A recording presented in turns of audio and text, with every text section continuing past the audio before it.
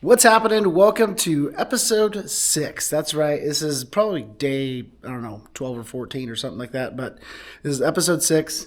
If you guys haven't already checked out the previous episodes, I highly suggest you do. Because what we're doing, we're building a Turbo R race chassis. I've done some work. So for those of you guys that are actually following along, a lot has happened. So stay tuned. We'll get right into it.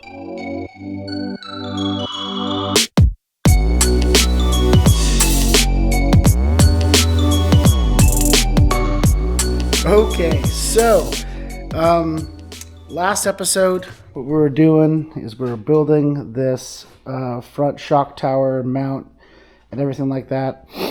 As you can see, I didn't film last time I was working on here because I just kind of did little bits of here and there, and as you can see, it looks a lot different than it did. We finally got our cross beam, we got our uprights here, did some gusseting here, down in there, another support gusset right here because this is where the what's it called, I don't even, gosh, what is it called? The intrusion bar. That's right. So it'll look like this right here. So a single bar. So that bar that you see here, which normally ties into a double piece like that, is this guy right there. But nothing is really burned in. I mean, these guys are burned in, but I just placed those there. And so what we're going to do is weld these guys back up. And then we can start on this. So I already went ahead and cut this stuff. Sorry I didn't show you guys, but that's going to go like that right there and create the whole top piece for the front bulkhead. So I'm going to fire up. Jeez, man, I'm always making so much noise. I'm going to fire up the welder and start getting to work on welding these things in.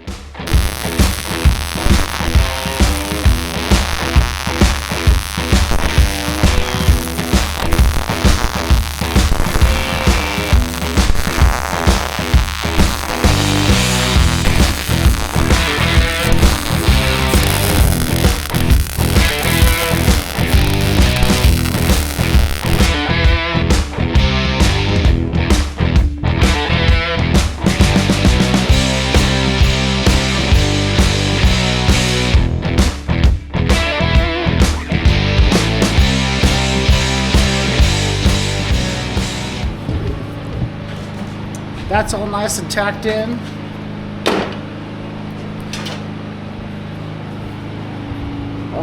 Okay, so that's what it's going to look like, basically. I'm trying to make you... Everything's kind of burned in. I know there's going to be guys out there that are like, oh my god, your welds aren't that good. You didn't do. There's too much undercut. Blah blah blah. There's going to be guys out there criticizing everything that you do. And if you're that guy, cool. Whatever makes you feel good.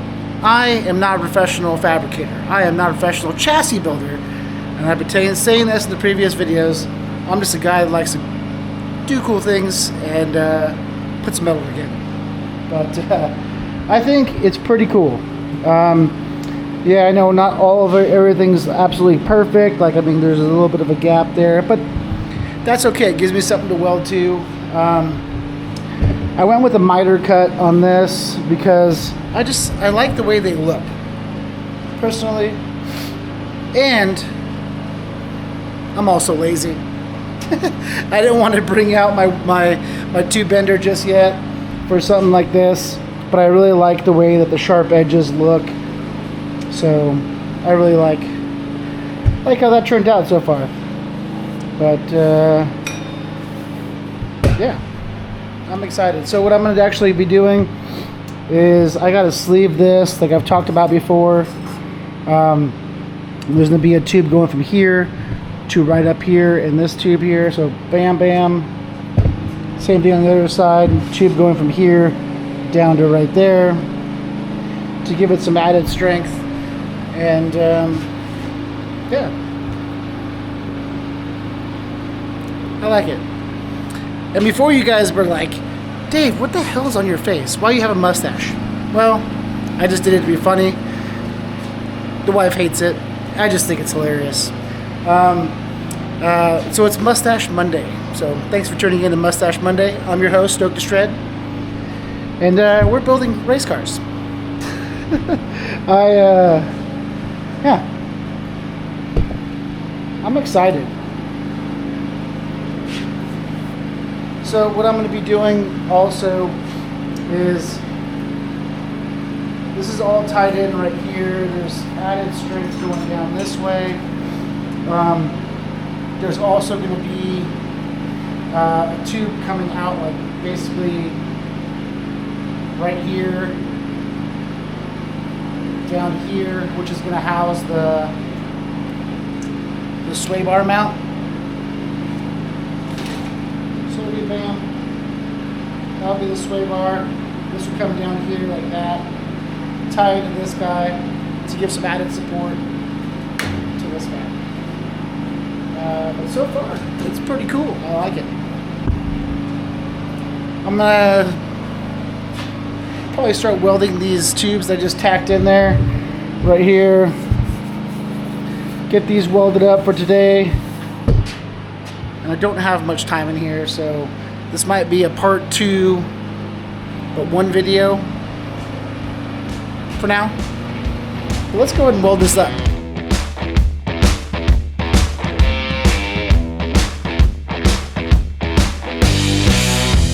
You up here. So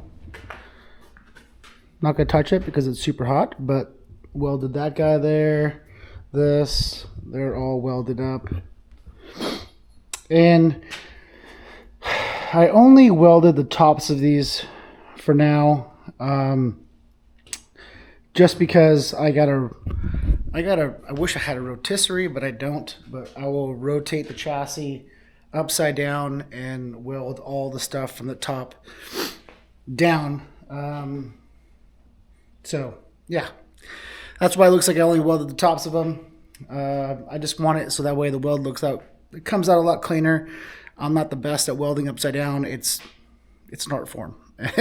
It's really hard, and as you can see, there's not much space to kind of go under on a lot of stuff, and I want the welds to be good.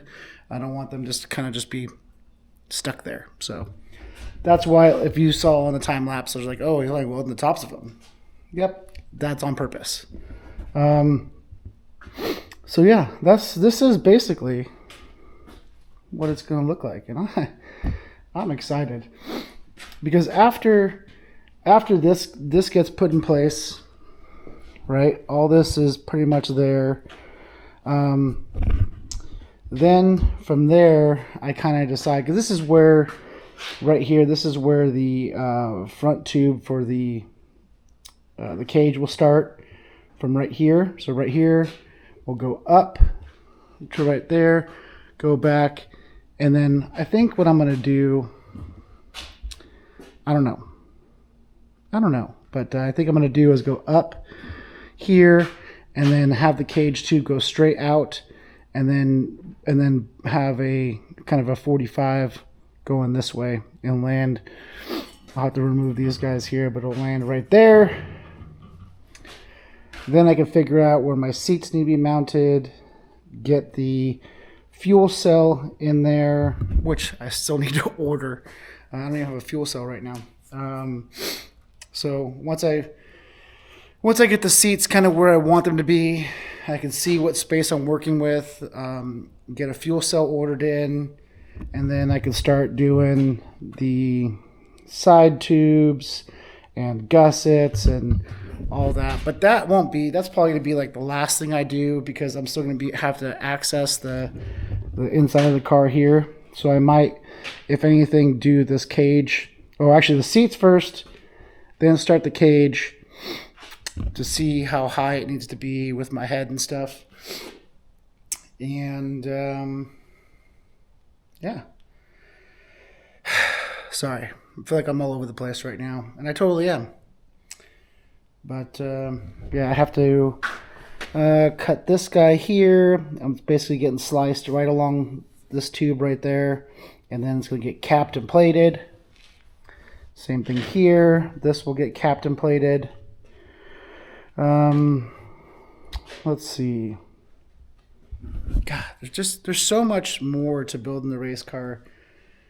Or actually just so much to building a chassis itself. Especially when you don't have like somebody else's jig or something like that to do.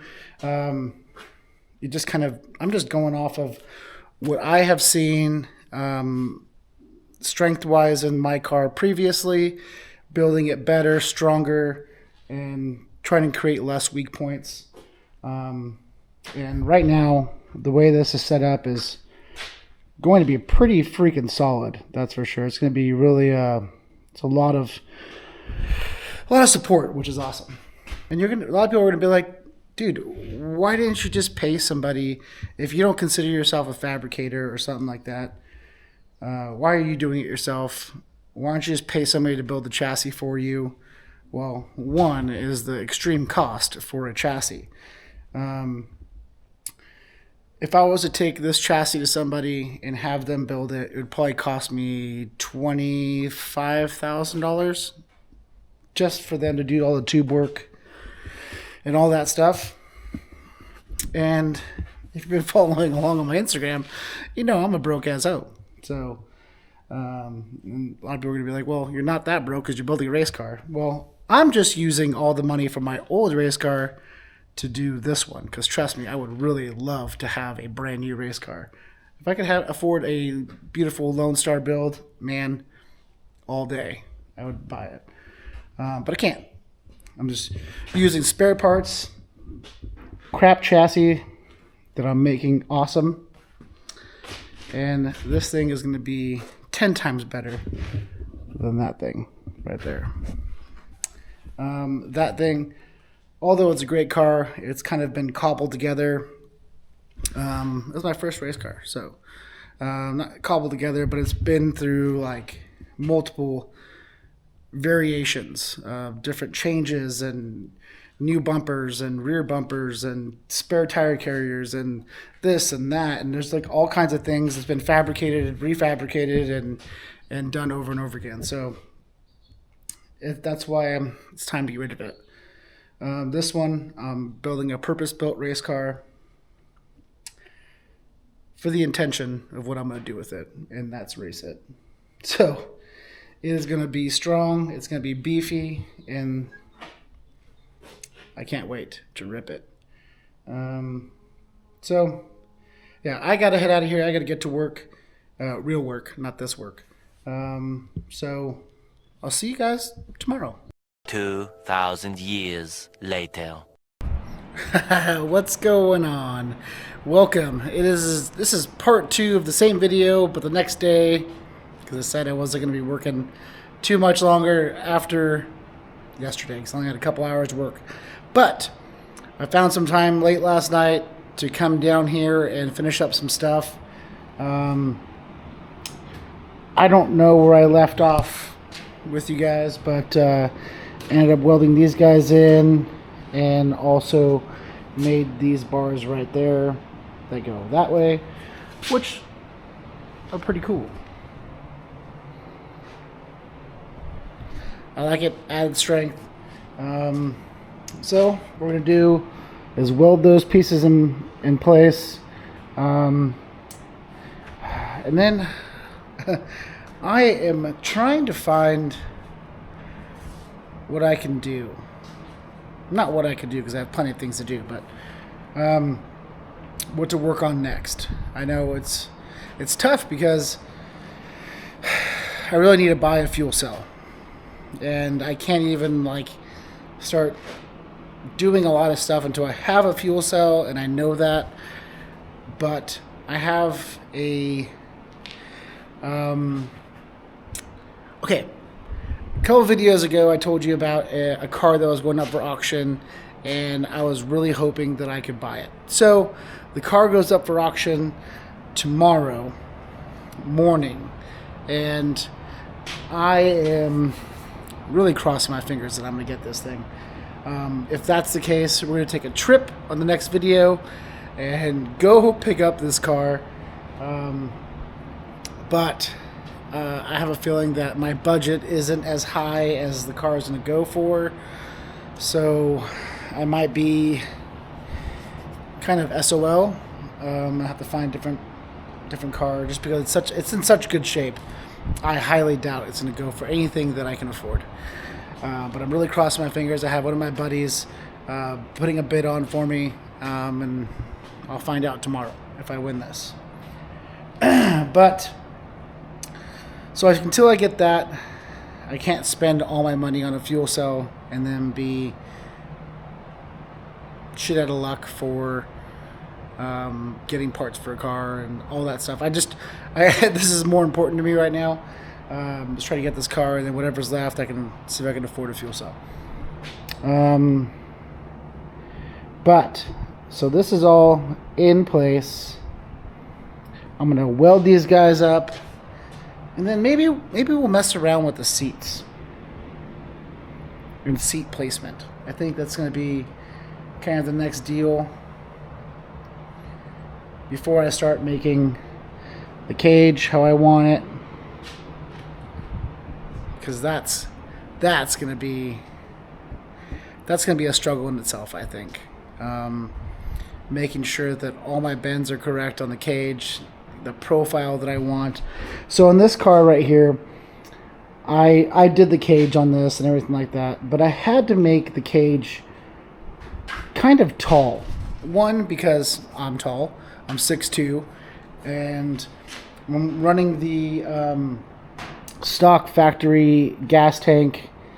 It basically raised it up like this, and then you have the seat bases and seat, and so the seat was basically right here, allowing me to sit down, and my head on the other side obviously was really pretty tall, so I had to make the cage kind of tall, and that's not happening with this build because I'm going to have the seats slammed down as far as I could possibly go in here. Yeah, I'm going to have the seats down as far as I could possibly go to get all the weight down low, which I'm really hoping that this cage is going to be like this tall. That's crazy, right? Boom, boom, and then down. I don't know. I highly doubt it's going to be that low, but if I can get it that low, man, that would be awesome. So let's weld these tubes up, and then maybe we'll start playing with seat bases.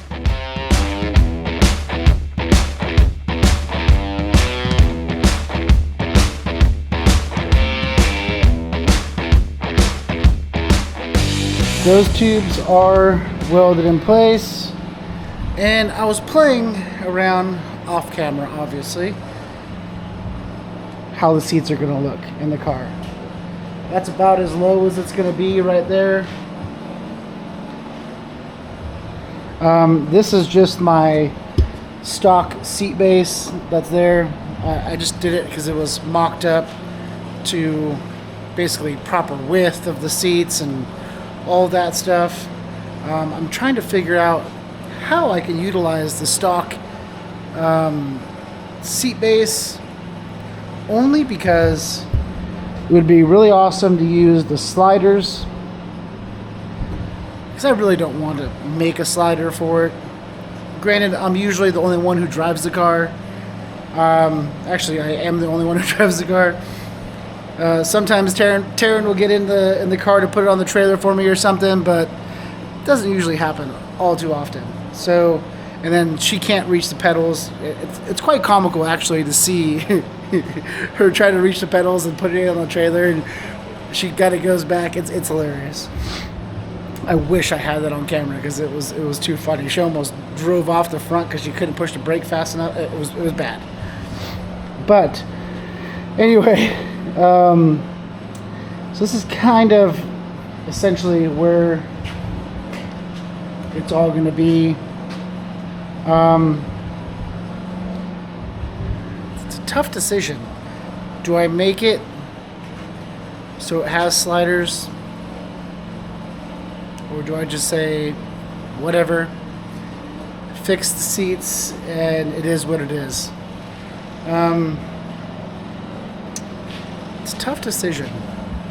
So, I mean, there's going to be times where, let's say a race like Vegas to Reno or something like that, where somebody's going to get in the car, maybe they're not quite as tall as I am, and then they'll be pretty much stuck with what's there, and that kind of sucks. I don't know what to do. I know there's alternate ways to make sliders work. Be cool to have an automated slider, but that's just straight baller. Push a button and it goes forward. It can be done. It might be done. But that also involves a lot more fabrication. Do I do that? How often am I going to use it? I don't know. That's the part that I am having trouble with. Like, how often am I going to need a slider? Is it something that I can build afterwards? Probably. But I kind of want to just be, once it's done, and that's it. So, I don't know. I would really like to use the stock one, but I know it's heavy, it's ugly, and clunky. I'd have to, since the seats are so low, I would have to cut out the center section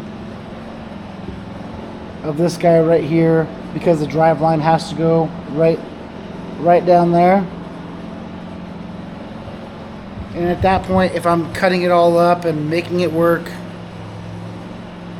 why don't I just not use it and do something different? Decisions. Actually, what I'm trying to do is, so I have this tube right here, which is 1 inch. I have another one right there. Span it across, this is almost perfect length. And I gotta find a way to utilize or figure out a seat base situation. And I don't want it to be janky looking. I don't want it to be just kind of cobbled together in a sense. But I figured, so on these seat bases, yeah, they're dirty and rusty, whatever.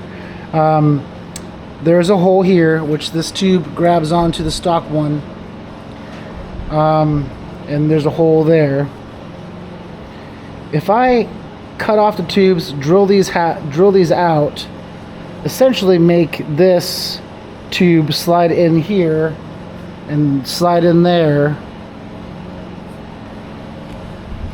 and then just have them so that they slide side to side, figure out a good position for it, and then weld it up. Could be a possibility, and I think that's what I might do, honestly. And then obviously just raise up off the chassis itself, have like little risers coming off the chassis, and then have those tubes span across. That should be enough. It's a cheater way of doing it. But there's also guys who run tubes, you know, let's say horizontally this way going across, and then run another tube going from there to here, and then just weld this seat base to that tube. That's also another way of doing it.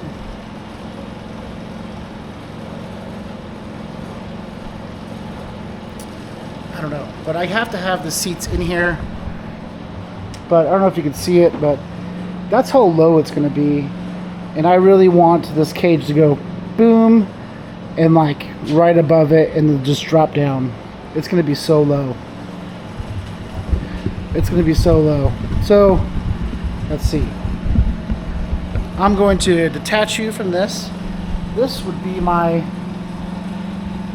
vision out of the car. And then going to have the dash kind of come up right at my eye line right there and drop down. Steering wheel right here, and the same goes for the co-dog. So one thing I didn't like, or I was told wasn't great for my co-dogs, yes, it was nice having a big space. Let's see, a big space, you know, in here, but everything was kind of far away. Like when you're buckled in the seats, like you could barely touch the GPS, or you could barely touch this and barely touch that. I almost want to make it like in your face, like, hey, this is the GPS is right here, and boom, everything is super close to you.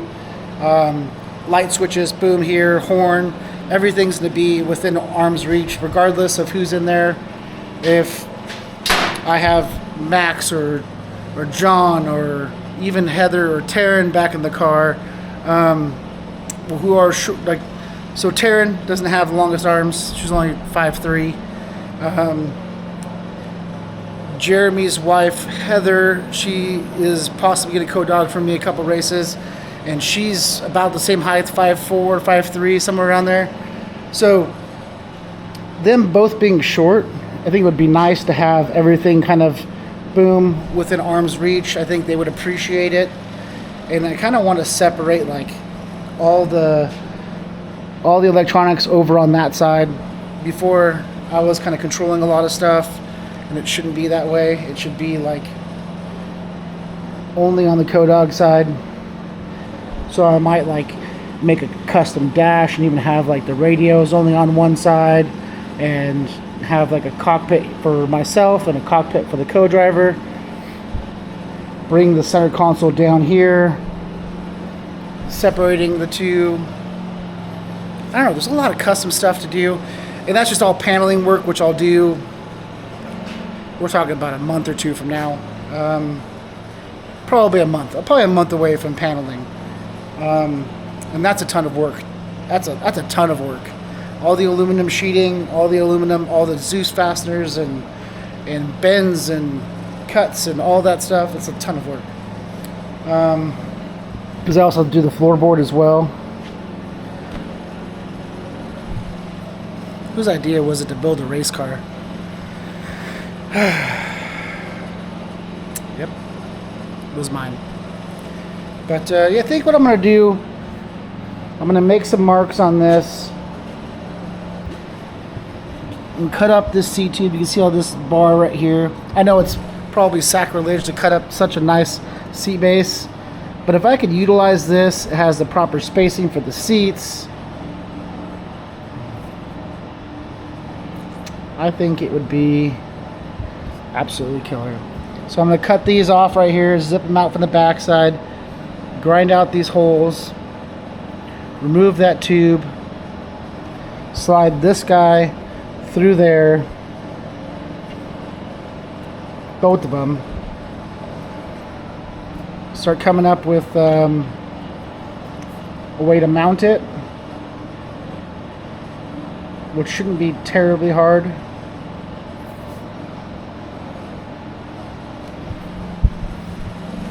Hopefully we get some seats in the car. Maybe we should make that for next episode. But I'll start prepping some stuff.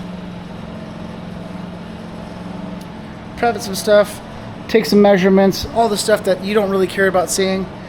Take some measurements, and then next episode, we'll install the seats. Because I need that. And you can see, so this is kind of where the seats are going to be, and this will be my fuel cell area right there. And that's why I did it, to have the extra space. That'll be plenty of space there. I like it. Actually, let's hop in. All right. Yeah, so this is my view. You're right at eye line for me. There, pedal there. I mocked up the gas pedal down there so you can see it. Yeah, so that's there. This is eye line. So you got the hood there and just a vision, and that's all you'll see. And I want this cage to be super low. Boom. Man, it's going to be low. Crazy low, I think. But I appreciate you guys for tuning in. Like I said, next episode, we'll get rid of all this stuff. Add in some seat bases. Maybe weld up the seats. And, yeah. Appreciate you guys tuning in. Stay tuned for episode, what's next? 7, I think? 7. Episode 7. And as always, thank you so much for watching. And if you aren't already following me on Instagram, be sure you do. Instagram, Facebook, and of course, subscribe to here on YouTube. Plenty more videos to come. As you can tell, we are a long way from actually being done. So I'll see you guys in the next one.